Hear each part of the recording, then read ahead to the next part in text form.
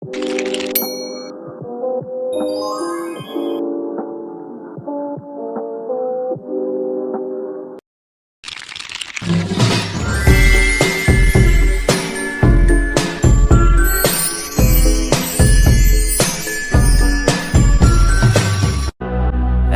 all is done, you wanna wage up.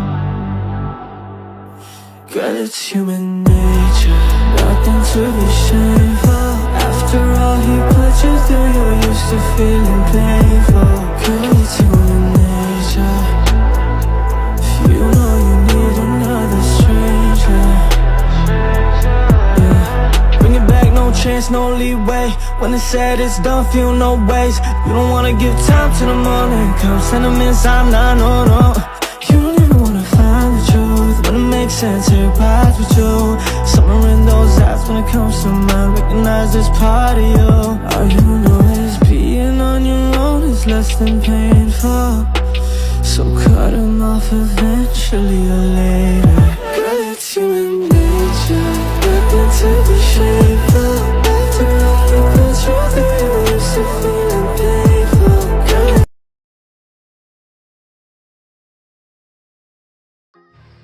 Shalom Ibu, dalam video ini saya akan menjelaskan dan membahas mengenai anatomi fisiologi sistem muskuloskeletal dan anatomi fisiologi sistem integumen.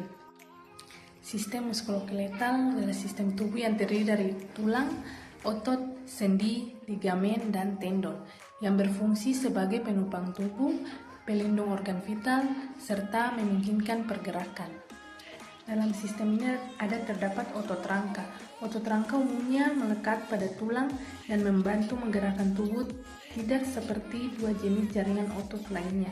Otot rangka berkontraksi secara sadar melalui sistem saraf somatik yang memungkinkan menggerakkan tubuh sesuka hati.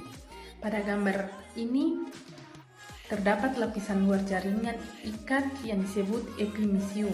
Awal epi berarti di atas, atau epidermis adalah lapisan pada kulit, dan mysium berasal dari kata Yunani yang berarti otot. Oleh karena itu, epimysium adalah lapisan jaringan ikat yang menutupi seluruh organ. Serat-serat otot tersusun menjadi sesuatu yang disebut fasikel, yang berarti bindel. Fasikel-fasikel ini dikelilingi oleh jaringan ikat yang disebut perimysium. Peri berarti di sekitar dan mysium merujuk pada otot. Jadi, perimysium berada di sekitar fasikel yang mengikat serat-serat otot ini. Di dalam fasikel terdapat lapisan jaringan ikat lainnya yang disebut endomysium yang mengelilingi sel-sel otot. Endo berarti di dalam, sehingga akan membantu mengingat bahwa lapisan ini mengelilingi serat-serat otot di dalam fasikel. Otot rangka ini memiliki fungsi seperti menopang postur tubuh, melindungi organ-organ halus, dan bahkan menghasilkan panas selama kontraksi, yang membantu tubuh mempertahankan suhu yang tepat. Struktur otot rangka. Setiap otot rangka dianggap sebagai organ yang terdiri dari lapisan jaringan ikat, serat otot, pembuluh darah, dan saraf. Otot rangka melekat pada tulang melalui tendon atau melalui perlekatan langsung. Yang kedua ada otot polos. Otot polos adalah jenis otot yang ada di dalam tubuh manusia yang dimana ketika melakukan kontraksi dilakukan dengan cara tidak sadar ataupun involunter. Oleh karena itu, otot polos ini dapat bergerak walaupun manusia dalam keadaan tidur. Meskipun begitu, otot polos dapat bergerak dengan teratur. Bukan hanya teratur saja, tetapi otot polos juga tidak cepat lelah ketika melakukan kontraksi. Otot polos bukan hanya terlekat pada satu organ tubuh manusia, tetapi terletak pada banyak organ tubuh manusia. Adapun letak dari otot polos ini seperti di bagian saluran pencernaan, di bagian pembuluh darah, di bagian mata, di bagian rahim atau kandung kemih, dan sebagainya. Otot polos memiliki fungsi yang berbeda-beda. Misalnya, otot polos pada saluran pencernaan berfungsi untuk menjaga setiap pergerakan peristaltik, sedangkan otot polos pada mata berfungsi untuk mengeluarkan urin. Dan pada bagian pembuluh darah, otot polos berfungsi untuk mengatur tekanan darah. Setiap otot pada manusia pastinya terdiri dari banyak sel. Begitu juga dengan jenis otot polos yang terdiri dari banyak sel. Sel-sel yang ada di dalam otot polos ini bisa digambarkan seperti gelondongan yang dimana pada bagian tengahnya cukup besar, serta pada kedua ujung otot polos bentuknya meruncing. Ciri-ciri otot polos: yang pertama ada otot polos bekerja tanpa rasa lelah. Yang kedua ada otot polos dapat bekerja serta secara tanpa sadar. Dan yang ketiga, otot polos memiliki sifat yang lebih elastis. Yang keempat, panjang dari otot polos sekitar 20-30 mikrometer. Dan yang kelima, bisa melakukan kontraksi dalam kurun waktu yang cukup panjang. Keenam, letaknya hampir di semua bagian organ tubuh. Yang ketujuh, ketika bekerja otot polos sangat bergantung dengan sistem saraf dan hormon. Yang ketiga ada otot jantung. Otot jantung adalah jenis otot yang letaknya sebagai penyusun dinding jantung, serta memiliki fungsi untuk memompa darah dari seluruh tubuh. Maka dari itu, ketika otot jantung ini tidak dapat berfungsi dengan baik, maka aliran darah yang akan dipompa oleh jantung menjadi kurang maksimal, sehingga bisa menimbulkan beberapa penyakit yang cukup membahayakan seperti sulit untuk bernafas. Otot jantung ini terdiri dari banyak sel yang dimana umumnya berbentuk memanjang. Selain itu, otot jantung juga memiliki banyak inti sel yang dimana letaknya berada di pusat dari otot jantung, karena letaknya hanya pada bagian organ tubuh jantung saja. Maka otot jantung sering dikenal dengan sebutan otot istimewa. Terlebih lagi, peran dari otot jantung sangatlah penting karena bisa mempengaruhi semua organ dalam tubuh. Sama lainnya dengan otot polos. Otot jantung ini juga dapat bergerak secara tidak sadar sehingga akan bekerja secara terus-menerus tanpa kenal lelah. Dengan begitu, maka otot jantung dapat bekerja walaupun otak sedang tidak memerintahkannya atau pada saat kita tidur. Cara kerja otot jantung yaitu ketika melakukan kontraksi, maka otot jantung memompa darah untuk keluar dari jantung ke seluruh tubuh. Otot jantung juga berfungsi untuk melakukan pengontrolan terhadap kontraksi jantung. Adapun ciri-ciri otot jantung: yang pertama, memiliki bentuk silinder serta bercabang. Yang kedua, letaknya ada pada dinding jantung dan sebagai penyusun dinding jantung. Yang ketiga, dapat bekerja kapan saja tanpa harus diperintahkan oleh otak. Dan yang keempat, mempunyai inti sel yang letaknya ada pada bagian tengah atau pusat dari otot jantung. Kita masuk pada sendi. Sendi adalah titik pertemuan antara dua tulang atau lebih yang memungkinkan tubuh untuk bergerak dan memberikan fleksibilitas. Sendi terdiri dari tulang rawan atau kartilago yang melapisi ujung tulang, jaringan lain seperti ligamen dan tendon yang mengikat tulang dan otot, serta seringkali dibungkus oleh kapsul sendi yang menghasilkan cairan pelumas atau cairan sinovial.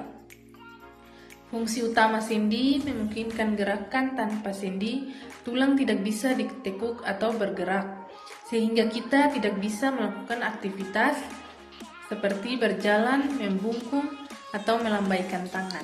Terdapat 3 jenis sendi berdasarkan pergerakannya. Yang pertama ada sendi sinoval, yang kedua sendi cartilaginosa, dan yang ketiga sendi fibrosa. Yang pertama sendi sinoval. Sendi gerak bebas atau sinoval ini dapat bergerak bebas dan merupakan jenis sendi yang paling umum, seperti pada siku, pinggul, dan bahu. Fungsinya menjaga keseimbangan dan melindungi organ vital. Yang kedua ada sendi cartilaginosa. Sendi gerak sebagian ini atau cartilaginosa mengizinkan sedikit gerakan seperti sendi di tulang belakang, dengan fungsinya yaitu fleksibilitasnya ringan seperti penyerapan guncangan. Yang berikut ada sendi tetap atau fibrosa. Sendi ini tidak memungkinkan gerakan, contohnya pada tulang-tulang tengkorak. Fungsinya memberikan kekuatan yang struktural. Yang berikut ada tendon. Tendon ini memiliki hubungan dengan fibrosa karena ada jaringan ikat fibrosa yang kuat dan fleksibel, mirip tali yang berfungsi menghubungkan otak ke tulang.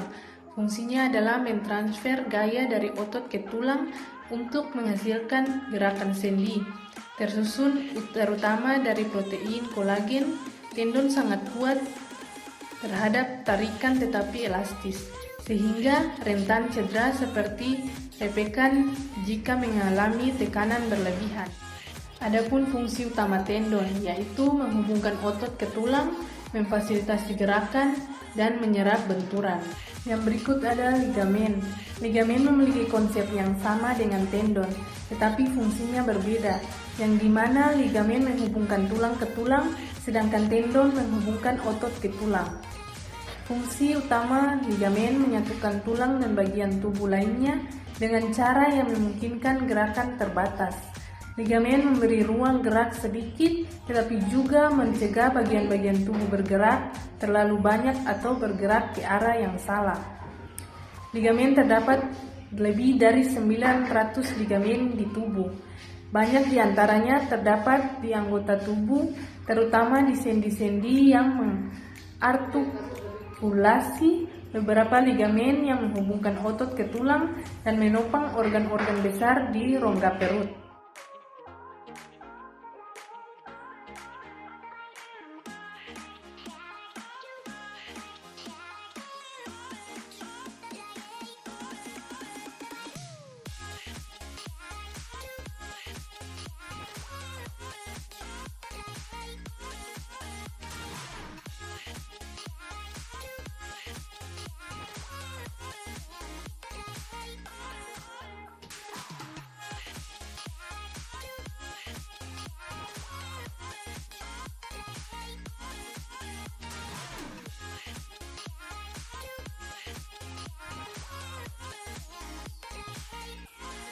Kita masuk pada anatomi fisiologi yang kedua, yaitu anatomi fisiologi sistem integumen. Sistem integumen adalah lapisan terluar tubuh. Sistem ini terdiri dari kulit, rambut, kuku, dan kelenjar yang berfungsi sebagai penghalang fisik untuk melindungi tubuh dari lingkungan luar, serta mengatur suhu tubuh, mendeteksi rangsangan, dan memproduksi vitamin agar membantu dalam ekskresi zat sisa melalui keringat. Adapun terdapat beberapa komponen sistem integumen. Sistem ini terdiri dari beberapa bagian utama yaitu kulit, yang di dalamnya ada epidermis, dermis, dan hipodermis. Ada juga rambut, kuku, kelenjar, dan saraf. Yang pertama ada kulit. Kulit merupakan salah satu organ terbesar pada tubuh manusia yang meliputi hampir seluruh permukaan tubuh. Kulit memiliki berbagai fungsi, salah satunya adalah melindungi otot, tulang, dan organ internal. Selain itu, kulit juga berfungsi melindungi tubuh dari kuman, virus, hingga paparan zat kimia, dan memelihara keseimbangan cairan dan elektrolit, serta membantu sintesis vitamin D dan menjaga suhu tubuh tetap stabil. Adapun susunan kulit manusia.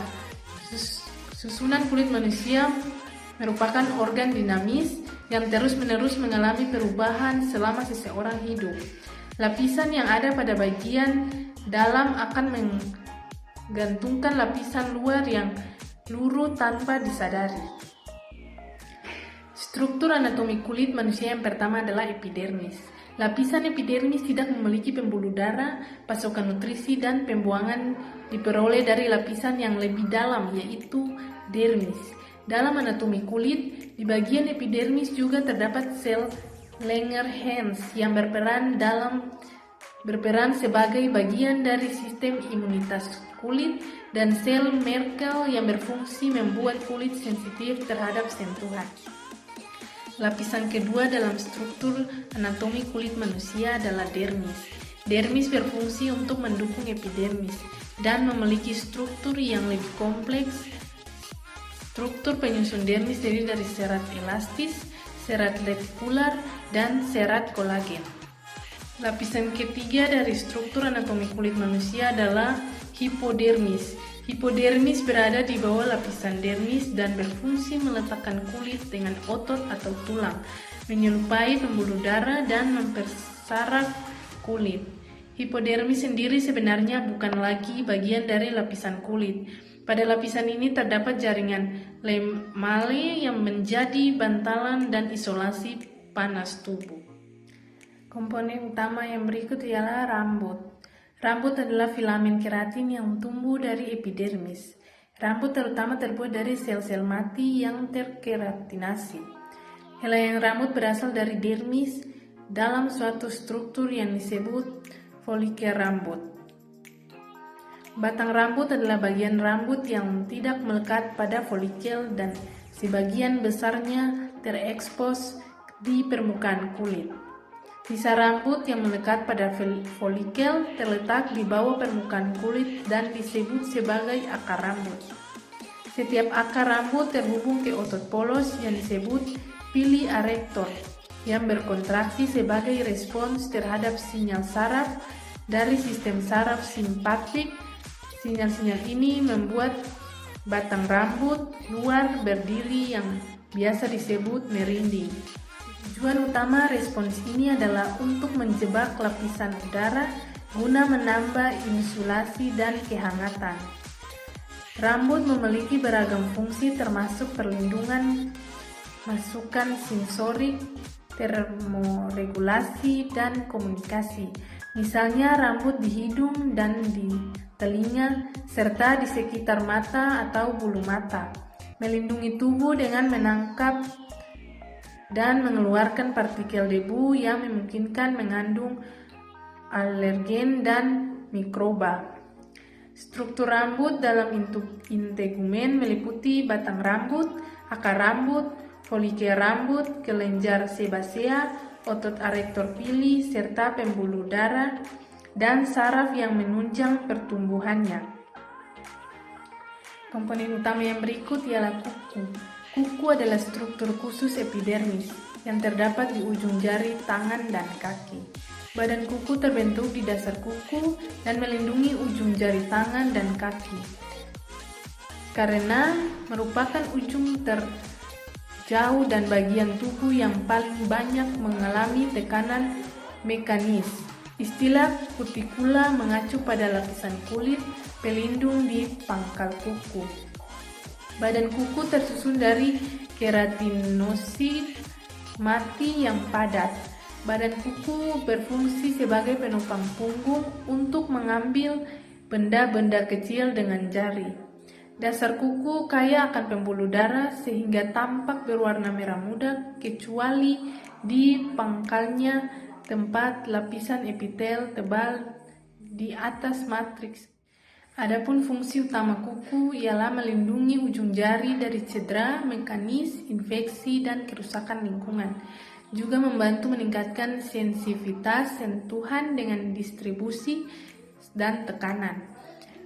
Juga mendukung aktivitas seperti mencengkram, menggaruk, atau memanipulasi benda kecil. Komponen berikut ada kelenjar keringat. Saat tubuh menjadi hangat, kelenjar keringat memproduksi keringat untuk memungkinkan tubuh. Ada dua jenis kelenjar keringat, yaitu kelenjar keringat ekrin dan kelenjar keringat apokrin, yang masing-masing mengeluarkan produk yang sedikit berbeda. Kelenjar keringat ekrin ini yang menghasilkan keringat untuk termoregulasi seperti yang telah dijelaskan sebelumnya. Di bagian ini, kelenjar ini terdapat di seluruh permukaan kulit, tetapi terutama banyak terdapat di telapak tangan, telapak kaki, dan dahi. Kesimpulan dari kedua sistem ini ialah sistem muskuloskeletal berperan penting dalam menopang tubuh, melindungi organ vital, serta memungkinkan pergerakan melalui kerjasama tulang, otot, sendi, ligamen, dan tendon. Sedangkan pada sistem integumen melindungi tubuh dari lingkungan luar, mengatur suhu, serta menjaga keseimbangan cairan dan sensasi. Kedua sistem ini saling mendukung untuk mempertahankan bentuk tubuh, fungsi gerak, dan perlindungan tubuh secara menyeluruh. Sekian dan terima kasih dari pembahasan mengenai dengan anatomi fisiologi sistem muskuloskeletal dan anatomi fisiologi sistem integumen.